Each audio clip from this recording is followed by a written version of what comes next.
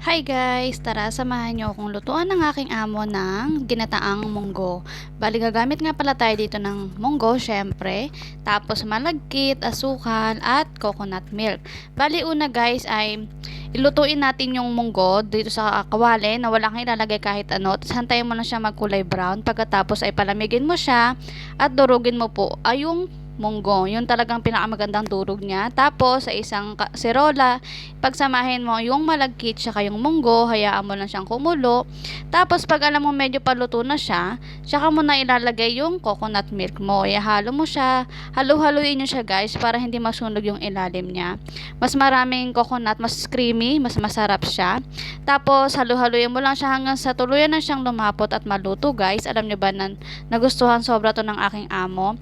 Marami sa mga Filipino food na niluluto ko ay talagang nagugustuhan nila guys. Kaya i-try nyo na rin siya sa mga amo nyo guys. Dito sa Hong Kong guys. Tara, luto na rin kayo.